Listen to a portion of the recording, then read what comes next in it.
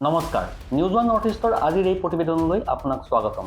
আপুনি চাই আছে দেশৰ এটা অগ্ৰণী নিৰ্ভীক নিৰপেক্ষ আৰু বহুভাষিক চেনেল নিউজ ওৱান নৰ্থ। পেহেলগামৰ পিছত এইবাৰ দিল্লী। 7 মাহত 41 জন নিৰীহ ভাৰতীয়ৰ মৃত্যু। দায়ী কোন?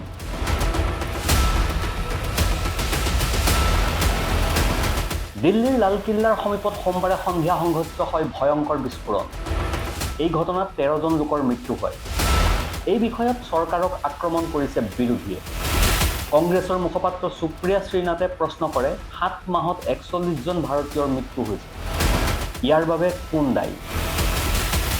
দিল্লীত হোৱা বিস্ফোৰণৰ পিছতে বিৰোধীৰ আক্ৰমণৰ সন্মুখীন হৈছে চৰকাৰ। কংগ্ৰেছকে ধৰি কেইবাটাও বিৰোধী দলে গৃহমন্ত্ৰী অমিত শ্বাহৰ পৰা উত্তৰ বিচাৰিছে। কংগ্ৰেছৰ মুখপাত্ৰ সুপ্ৰিয়া শ্ৰীনাথে কয়, অমিত শ্বাহ এজন ব্যৰ্থ গৃহমন্ত্ৰী। 7 মাহত 41 জন ভাৰতীয়ক হত্যা কৰা হৈছে। दिल्ली जी घटिल तार बाबे कोन दायी? राष्ट्र की राजधानी दिल्ली में बड़े बम विस्फोट में 13 भारतीयों की हत्या हो गई। कल ही शाम को फरीदाबाद में 360 किलो से ज्यादा विस्फोटक बरामद हुआ था। वो कैसे वहां पहुंचा अभी तक पता नहीं चल पाया। 7 महीने पहले पहलगाम में एक नृशंस आतंकी हमला हुआ था जिसमें हमारे भारतीय साथी शहीद हुए और अब दिल्ली में ये बम ब्लास्ट हो रहा है। आखिर किसी की जवाबदेही है? कोई जिम्मेदार है? कहाँ है गृह मंत्री अमित शाह और प्रधानमंत्री मोदी? पिछले 7 महीनों में 41 भारतीयों की हत्या हुई है। बड़ी बड़ी चुनावी भाषण में इतने मशगूल है कि उनको राष्ट्रीय सुरक्षा से कोई मतलब ही नहीं है। और अमित शाह तो बिल्कुल फेल्ड गृह मंत्री। उनकी नाक के नीचे मणिपुर से लेकर दिल्ली दंगे, पहलगाम आतंकी हमला और अब ये बम ब्लास्ट हो रहा है। दिल्ली पुलिस किसको रिपोर्ट करती है? अमित शाह को। आईबी किसको रिपोर्ट करती है? अमित शाह को। सरहदों की सुरक्षा किसकी जिम्मेदारी है? अमित शाह की। अमित शाह को चुनावी भाषणों से ही फुर्सत नहीं है और प्रधानमंत्री मोदी हर बार की तरह जब संकट आया तो जिम्मेदारी से मुंह मोड़कर भूटान चले गए। लेकिन बड़ी बड़ी बातें करने से आपकी विफलताएं छुपेंगी नहीं, क्योंकि भारी सुरक्षा की चूक हो रही है। और प्लीज मुझे कोई यहाँ पर ज्ञान मत दे कि राजनीति मत करिए। इस देश की सुरक्षा को सुनिश्चित करना, लोगों को महफूज रखना सरकार की जिम्मेदारी है। और अगर मासूम भारतीयों की हत्या होगी तो सवाल पूछे जाएंगे, जवाबदेही तय की जाएगी। क्योंकि एक बात साफ है, ये देश सुरक्षित हाथों में तो बिल्कुल नहीं। কংগ্ৰেছ নেতাগৰাকীয়ে কয়, ৰাজধানী দিল্লীত বোমা বিস্ফোৰণত 13 জন লোকৰ মৃত্যু হয়। কালি দিনটোতে ফৰিদাবাদত 360 কিলোগ্ৰাম বিস্ফোৰক জব্দ কৰা হৈছিল। তালৈ কেনেকৈ গ'ল? কিমান ভয়াৱহ বিপদ হ'লহেঁতেন? মাত্ৰ 7 মাহ পূৰ্বে পেহেলগামত এক নিৰ্মম সন্ত্ৰাসবাদী আক্ৰমণ সংঘটিত হৈছিল আৰু এতিয়া দিল্লীত এনেকুৱা হৈছে। ইয়াৰ বাবে কোন দায়ী? কংগ্ৰেছৰ মুখপাত্ৰগৰাকীয়ে আৰু কি ক'লে? তেওঁ কয় যে ক'ত আছে গৃহমন্ত্ৰী, ক'ত আছে প্ৰধানমন্ত্ৰী? ভাৰতীয়ক নিৰ্মমভাৱে হত্যা কৰা হৈছে।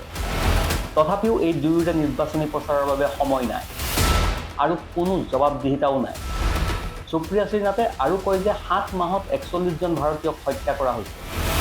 অমিত শ্বাহ এজন ব্যৰ্থ গৃহমন্ত্ৰী। দিল্লী আৰক্ষীৰ কাৰ অধীনত? সীমান্ত সুৰক্ষাৰ বাবে কোন দায়বদ্ধ? আইবিয়ে কাক ৰিপৰ্ট দিয়ে? কংগ্ৰেছ নেতাগৰাকীয়ে কয় যে ডাঙৰ ডাঙৰ কথাই আপোনাৰ ব্যৰ্থতা আৰু বাৰে বাৰে হোৱা গুৰুতৰ নিৰাপত্তাজনিত ত্ৰুটি লুকুৱাব নোৱাৰে। নিৰীহ লোকৰ প্ৰাণ হেৰুৱালে প্ৰশ্ন উত্থাপন হ'বই, জবাবদিহি কৰা হ'ব, কাৰণ দেশ নিৰাপদৰ হাতত নাই। কংগ্ৰেছৰ মুখপাত্ৰ পৱন খেৰাই কয়, ছ'চিয়েল মিডিয়া আৰু সংবাদ মাধ্যমত উৰা বাতৰি প্ৰচাৰ ৰোধ কৰিবলৈ গৃহমন্ত্ৰীয়ে যিমান পাৰে তথ্য দিব লাগে।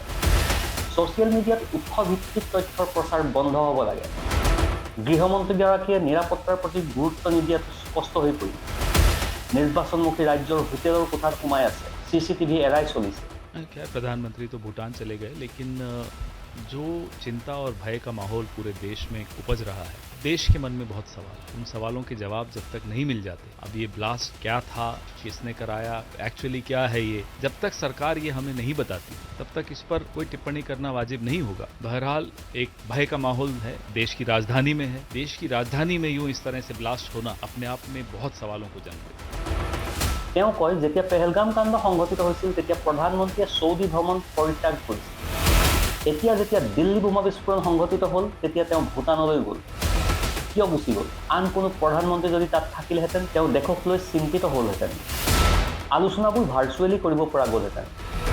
মমতা বেনাৰ্জীৰ দল TMCয়েও এই বিষয়ত চৰকাৰক লক্ষ্য কৰি লৈছে। দলৰ সাংসদ মহুৱা মৈত্ৰই কয়, ভাৰতত এজন সক্ষম গৃহমন্ত্ৰীৰ প্ৰয়োজন। আমাৰ সীমান্ত আৰু আমাৰ চহৰ দুয়োখনতে সুৰক্ষা দিয়াটো অমিত শ্বাহৰ কৰ্তব্য নহয়নে? কিয় ইমান দুৰ্ভাগ্যজনকভাৱে সকলো দিশতে বিফল হৈছে? Bureau report, news one north east.